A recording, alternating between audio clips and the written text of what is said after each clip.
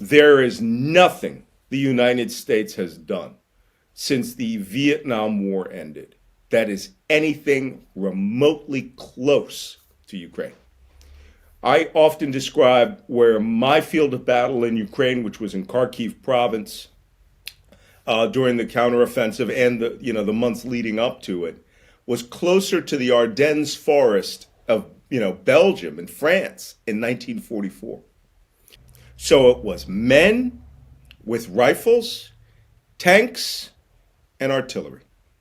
But we're fighting the war that we really prepared for in the 1970s and 80s. We are now beating, when I say we, this is the Ukrainians. I was a Legionnaire. I am still a Legionnaire. My battalion commander wants me to come back right now, today. We are fighting the Russians, who have their most advanced equipment, whatever they think is their best, with equipment and technology from the 1970s. And that's the war we would have fought had we had a fight with the Soviet Union. It would have been a massacre, just as it's a massacre right now. It's just we could use bigger and better weapons. The West was preparing for war in Europe for decades, and all the dozens and hundreds of tanks, IFVs, were prepared for that. And in the plans, it was very easy, like 2 weeks, the US sends the equipment to the European theater and NATO wins the war. What has gone here wrong? I often give a lot of political and military analysis. What happened here is that we had an underestimation of two things. I came to Ukraine 1 month before the invasion as doing independent analysis of the invasion routes into Ukraine, right? I rode every road that I could, from Sumy to Kyiv, all the way up, from the Belarus border. You needed to feel the invasion route. And the first thing I noticed, I said, hey, there's going to be a lot of difficulty for the Russians. These guys are going to be drunk. They're going to move very slowly. And it literally is what happened. One of the first videos out of the invasion was them looting a SOCAR or an OKO of first the cash register, then all the liquor off the walls. So before the war, I analyzed all that. And once I saw the quality, I drove literally from Lviv to the Russian border. I was like, there's no way they're going to get through this. They're going to drink their way to a stop.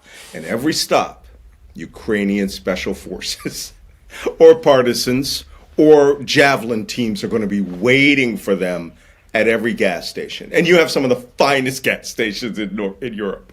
The Russians were already defeated to a certain extent at the beginning of the war by their own proclivities. I was intelligence analyst, counterterrorism analyst for NBC News, MSNBC.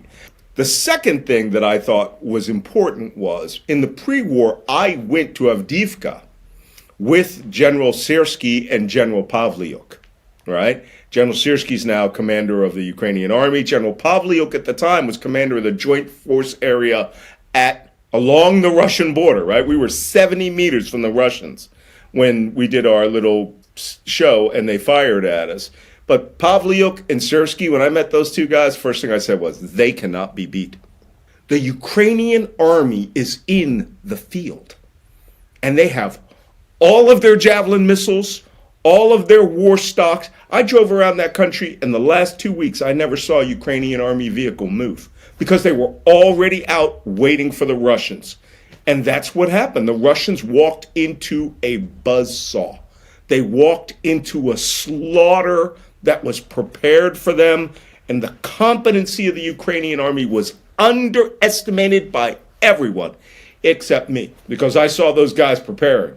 And I knew if they open up with those javelin missiles, this war is pretty much going to come to a stalemate. What do you notice fighting in International Legion against the Russians? How did the Russians change their tactics, if they had? As we learned in Hostomel and a couple of other places, Chernihiv, they really didn't know they were invading Ukraine. Many of them did not. The VDV knew, the Spetsnaz knew. Most commanders would not even tell their majors and captains what they were doing. One group that was captured northeast of Chernihiv said, "We're on an exercise. Why are you shooting at us?" I mean, they didn't know. The first wave of the Russian war, Russia got utterly beat almost everywhere along the line, particularly in the north. Just destroyed. 3 armies eliminated until they withdrew. So these are the guys who got surprised. Most of their professional soldiers died